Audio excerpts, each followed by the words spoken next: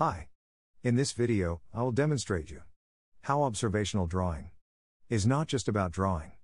There's more to it, and once you understand what observational drawing is really about, you will be able to draw much better. I will teach you two important techniques that will enable you to draw better instantly. First, a really powerful measuring technique. Second, a simple value matching technique. To prove my concept, I will demonstrate the effectiveness of these techniques by drawing with my non-dominant hand and turning the reference image upside down. So keep watching the video and learn to draw better. Okay, let's draw. I will start by creating a simple sketch of the subject. In this case, the subject is an eye. First thing you need to understand about drawing a sketch is that it's not really that much about drawing. Then it is about measuring. Especially if we draw a line drawing. It is really just a process of making different kinds of measurements to create an accurate line drawing with the right proportions and shapes. You really don't need to be good at drawing. You just have to know the right measuring techniques and apply them carefully.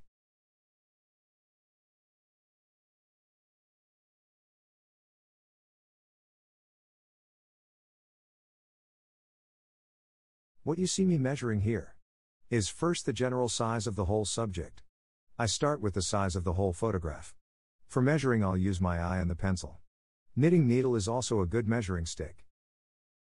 If you want to be really accurate and you're drawing from a photograph, you can use a ruler. Whatever the measuring tool may be that you are using. Just choose some specific points from the reference photo and measure their distance from some other specific point. In this case, I'll use the edges of the photo as reference points.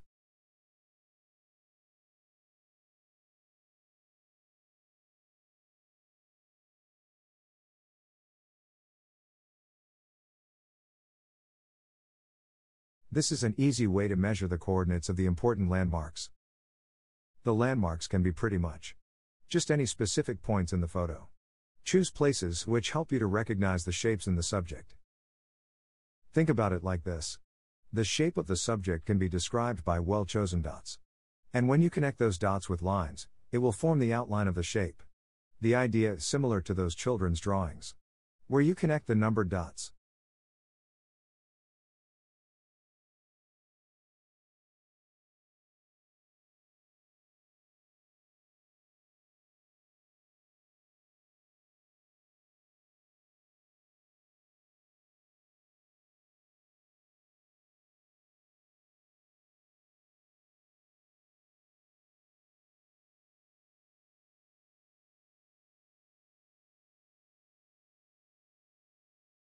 When I have marked the general size of the subject on the paper, I will begin to sketch the general shape of the subject. There's a specific technique that I will use to help me to get the shapes right. I will measure the angles of different parts and outlines of the shapes. This is a really powerful technique because it enables you to measure the shapes. All the irregular and organic shapes that we see become way more manageable when you break them down into linear shapes. Then to draw the shape right, you just have to replicate the angles of the linear outline of the given shape. To measure the angles, you can use a pencil or a knitting needle.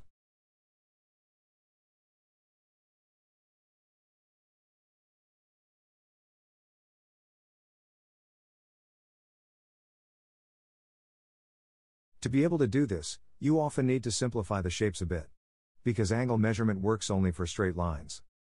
If the lines are irregular or curved, they need to be simplified into straight lines. You can see me using this method of simplifying the shapes and then measuring the angles.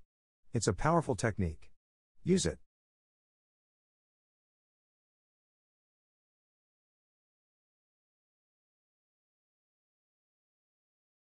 Now, this highlights perfectly what the line drawing is really about.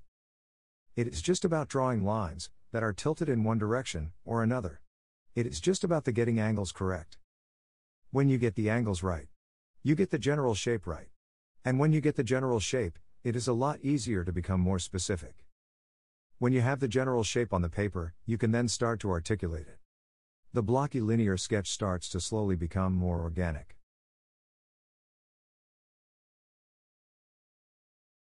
As you can see, my non-dominant hand is quite shaky and not well coordinated. The reason why I wanted to draw this with my non-dominant hand was to prove my point. That drawing a decent drawing doesn't necessarily require great drawing skills or phenomenal talent. If you can focus on what you are doing and measure everything carefully, you can technically be able to draw a decent drawing with minimal experience or skill. If you look closely how scratchy and shaky and unconfident the marks I'm making on the paper really are, you can understand that there's something more to drawing than just drawing. I really cannot stress this enough. Observational drawing is a more measuring than it's drawing. Please let this idea to sink in. It will really help you to get into a proper mindset for drawing. Observational drawing is an act of measuring.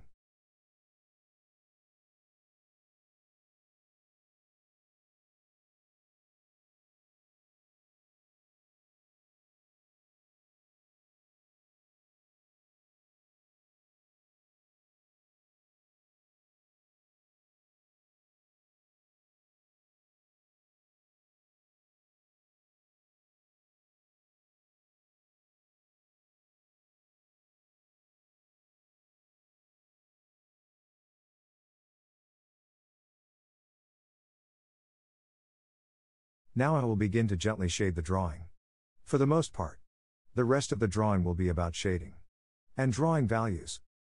The value in the context of drawing means how light or dark something is. So from this point onwards, you need to observe closely the darkness or lightness of different parts of the photograph, and then just try to replicate them on your drawing.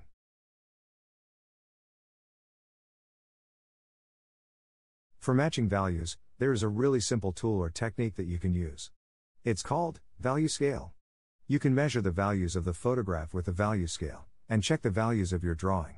When the value on the scale melts into the value of the photo or your drawing, then the value is the same. It couldn't be more simple than this. Again, drawing is just an act of measuring. If you just trust the value scale, you can basically replicate any image accurately without a lot of skill. Once you start to understand how values work, you can draw them correctly without the help of the value scale.